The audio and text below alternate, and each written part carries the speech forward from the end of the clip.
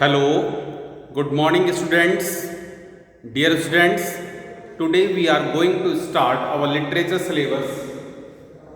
In this concern, we are on 4th chapter. Before the break, we have completed the 3 chapters and the poem also. So, step by step we have reached to the chapter number 4, the invitation. Today we are going to start this chapter. So, let's start. Before starting this chapter, I would like to request you to keep a book also with it, a notebook also, so that you can note down whatever difficult words comes in your chapter. जो कुछ भी कठिन कठिन चीज़ें इस chapter में आएंगी उनको आप नोट करते रहना. चलिए हम स्टार्ट करते हैं. The title of the chapter is the invitation. Invitation तो आप लोग अच्छे से जानते हैं. इन्विटेशन कहते हैं किसी को बुलाने के लिए जो निमंत्रण दिया जाता है, वही इन्विटेशन है. The invitation. देखते हैं कैसा इन्विटेशन है, किस बात का इन्विटेशन है, किस बात के लिए बुलाया गया है, वो इस चैप्टर में हम लोग पढ़ेंगे. Let start from the very starting. बिल्कुल शुरू से इस चैप्टर को शुरू करते हैं. Long time ago there was a lovely village in China. Long time ago, बहुत लंबे टाइम पहले की बात है. There was a lovely village in China. चीन देश के अंदर एक बहुत ही प्यारा विलेज था. विलेज गांव. चीन में एक बहुत ही लवली, बहुत ही प्यारा एक गांव था.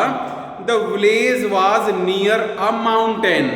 और वो विलेज कहाँ था? Near a mountain. माउंटेन तो आप सबको पता है, माउंटेन कहते हैं पर्वतों को. वो गांव पर्वत के नियर था, नियर पास में. वो गांव पर्वत के पास में था. It had plenty of water resources which helped to grow crops well. It had plenty of water resources. उनके पास plenty of water resources थे. plenty कहते हैं बहुत सारे, a lot of, ढेर सारे. इसको आप नोट कर लेना.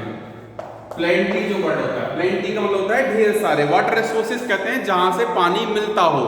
पानी प्राप्त करने के बहुत सारे रिसोर्सेज उनके गांव के पास थे, जैसे कि नदी हैं, तालाब हैं, झरने हैं. पहाड़ों पर तो बहुत सारा पानी वैसे भी आता रहता है, क्योंकि ज्यादातर रिवर्स पहाड़ों में ही मिलती है ना, पर्वतों के पास. तो उन लोगों के पास बहुत सारे वाटर रिसोर्सेज थे. Which help to grow crops well. जिससे उनकी क्रॉप को ग्रो करने में बहुत हेल्प हो जाती थी. क्रॉप ग्रो, क्रॉप कहते हैं फसल को, ग्रो कहते हैं उगाना. ठीक है, फसल उगाने में. वेल कहते हैं अच्छे से. अब जिस फसल में, जिस खेत में अच्छे से पानी मिल जाता है, नदी तालाब का, झरने का, बारिश का, तो आराम से फसल उगाना अच्छा हो जाता है. आप सब जानते हैं अगर बारिश नहीं होती है तो फसल में भी प्रॉब्लम आ जाती है. तो उन लोगों की फसल बहुत अच्छी हो जाती थी. Everyone had enough to eat. हर व्यक्ति के पास एनफ टू ईट था. एनफ कहते हैं काफी. काफी कहते पर्याप्त. इसका प्रोनाउंसिएशन भी बच्चों समझ लेना, ENOUGH, एनफ बोलते हैं इसको. हर एक व्यक्ति के पास वहां पर एनफ टू ईट. ईट का तो आपको पता ही है, खाना. खाने के लिए काफी मात्रा में था. And they lived happily. और वो बहुत हैप्पी वहां पर रहते थे. हैप्पी कहते खुशी वहां पर वो लोग रहते थे. बट सडनली, लेकिन अचानक एक दिन क्या हुआ? Things changed. चीजें चेंज हो गई, बदल गई. एक दिन हालात बदल गए. A huge noisy dragon came to live in a big hole that was on the top of the mountain. A huge, इसका प्रोनाउंसिएशन भी ठीक से समझना है हमको. HUGE, ह्यूज बोलते हैं. A huge noisy dragon, एक बहुत विशालकाय बड़ा ड्रैगन आ गया, शोर मचाने वाला. To live in a big hole. एक बिग होल में वहां पर रहने के लिए. बिग होल कहते हैं बड़ा वाला छेद. बड़े वाले बिल था पहाड़ में, पर्वत के अंदर, वहां पर रहने के लिए वो आ गया. And that was on the top of the mountain. और वो होल कहां पर था? वो बिल कहां पर था? On the top of the mountain. पर्वत के ऊपर, बिल्कुल. पर्वत जहां पे, जैसे पर्वत दोनों तरफ से जाता है और ऊपर जाके ज्वाइन हो जाता है ना, तो जहां पर वो ज्वाइन होता है उसके ऊपर से ही एक होल करके उसमें वो घुस गया. It breathed out fire and threw rocks from the hole. It breathed out. Breathe कहते हैं सांस लेने को, हमको तो पता है. Breathe out सांस बाहर निकालना. जब वो सांस छोड़ता था, फायर, आग, सांस छोड़ने में वो आग निकालता था. ड्रैगन के बारे में तो सुन रहा होगा, चाइना में मिलते हैं ना, बहुत बेकार कंट्री है, ठीक है, वहाँ पे ये ड्रैगन बहुत बेकार वाले सांप की तरह होते हैं वो। तो वो जब सांप अब सांस छोड़ता था तो आग निकलती थी, एंड थ्रू रॉक्स, और वो क्या करता था, रॉक्स को थ्रो करता था। रॉक्स कहते हैं पत्थर, वहां पर्वत से पत्थर फेंकता रहता था, फ्रॉम द होल, अपने बिल में से, जिसमें वो बिल में रहता था वहां से पत्थर फेंक के मारता था। Sometime it bellowed in such a loud voice that all the people in the village had to leave their houses. Sometimes, कभी कभी, समटाइम्स मतलब कभी कभी, ही इट बेलोड, बेलोड मतलब बेल बजाना, मतलब बजाता था, शोर मचाना था। रॉयर्ड लाउडली, वर्ड मीनिंग में भी इसका मीनिंग है जोर जोर से दहाड़ना। कभी कभी इतनी जोर से दहाड़ता, बेलोड मतलब हो गया जोर से दहाड़ना, कभी कभी इतनी जोर से दहाड़ता था, इन सच अ लाउड वॉइस, इतनी तेज आवाज में, लाउड वॉइस में, that all the people in the village, कि उस विलेज के जितने भी पीपल थे, उस गांव के जितने भी लोग थे, had to leave their houses, उन्हें अपने हाउस को छोड़ना पड़ जाता था, अपना घर छोड़ छोड़ के बेचारे भाग जाते थे।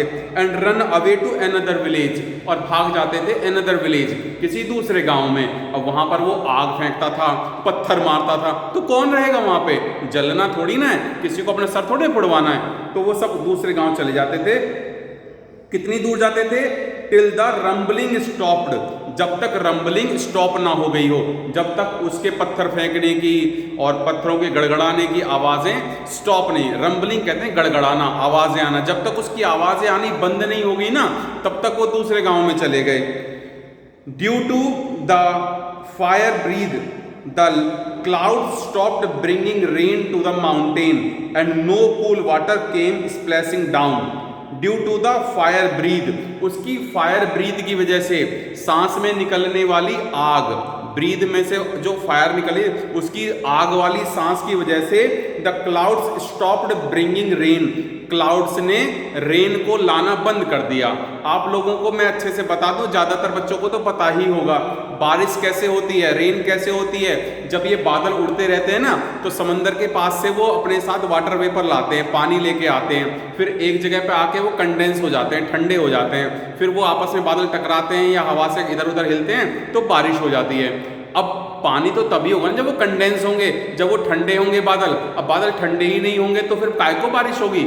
मौसम ठंडा हो जाता है ना, पहले जहां का मौसम ठंडा होता है फिर वहां ज्यादा बारिश करते हैं बादल।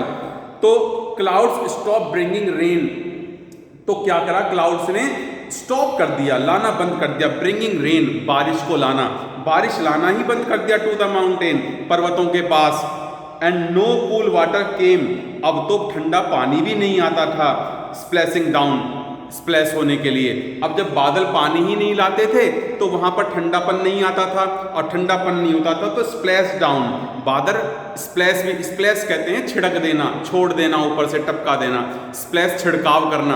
तो बादल जो है बारिश का छिड़काव भी नहीं करते थे, तो बादलों ने छिड़काव करना, बारिश का छिड़काव भी बंद कर दिया, क्योंकि वहां तो हीट बनी रहती थी, गर्मी रहती थी, वो बादल ठंडे ही नहीं हो पाते थे, ठंडे नहीं हो पाएंगे तो फिर बादल जमेंगे नहीं, फिर बारिश भी नहीं होगी। The crops dried up, result ये हुआ कि फसलें ड्राई हो गई, सूख गई। Life became very hard for the villagers, और विलेजर्स के लिए लाइफ बहुत हार्ड हो गई, गांव वालों के लिए जिंदगी बहुत मुश्किल हो गई। Dear students, we are going to cover up only first paragraph today. आज हम केवल एक ही पैराग्राफ कवर करेंगे, इसके आगे का पैराग्राफ हम नेक्स्ट वीडियो में देख लेंगे। आज हमने जो कुछ सीखा है उससे कंसर्न में कुछ वर्ड्स देता हूं आपको, उनके मीनिंग मुझे व्हाट्सएप करने होंगे। मैंने अपना व्हाट्सएप नंबर यहाँ पर इंडिकेट कर देता हूँ, 9310243648। इस नंबर पर आप लोगों को वर्ड्स जो भी मैं लिखूंगा यहाँ पर, उनके मीनिंग फेयर कॉपी में लिखने के बाद मुझे व्हाट्सएप करने हैं। ठीक है, मैं देखता हूं कितने बच्चों को वीडियो अच्छे से समझ में आई और उनको मीनिंग याद रहा। कोई अटक रहा हो, ना समझ में आए तो वीडियो को रिपीट करके आप देख लेना। जैसे फर्स्ट वर्ड तो मैंने लिख ही दिया है, प्लेंटी का मीनिंग लिख के मेरे को भेजना आप लोग। ठीक है, इसके बाद आप एक एनफ वर्ड को मैंने एम्फसाइज किया था, जोर दिया था, इसका मीनिंग आप लिखना है। ठीक है, एनफ का मीनिंग क्या होता है। इसके बाद ह्यूज, वो वर्ड हैं जिनका प्रोनाउंसिएशन भी आपको ध्यान रखना है। ह्यूज हो गया, ठीक है। इसके बाद ब्रीद, सांस लेना, ये तो आपको पता ही है। हाँ, बैलोड का मीनिंग आप लिखना है, आपको हिंदी में ही लिख के दे देना है, क्लियर।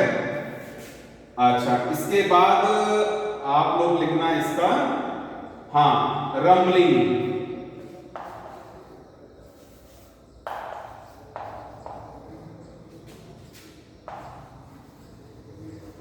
रम्बलिंग का मीनिंग क्या होता है, इसको मुझे भेजना, ठीक है। और रम्बलिंग के बाद है स्प्लैश।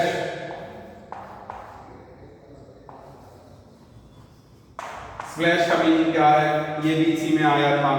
विलेजर्स, गांव वाले, ये तो पता ही है। वाटर रिसोर्स आप बता देना, वाटर तो पता ही, रिसोर्स लिख देना आप। रिसोर्स का मीनिंग क्या होता है, इसको भेजना, ठीक है। आई होप ये सारे वर्ड्स के मीनिंग आप आसानी से सर्च कर लेंगे और इनके मीनिंग मुझे भेजना। देखता हूं कितने ऐसे इंटेलिजेंट स्टूडेंट्स हैं जिनको ये मीनिंग समझ में आए और मुझे भेजते हैं। नेक्स्ट वीडियो में कुछ वर्ड्स देंगे, उनको कलेक्ट करते रहना। Okay, thank you for today, please take care, have a nice day.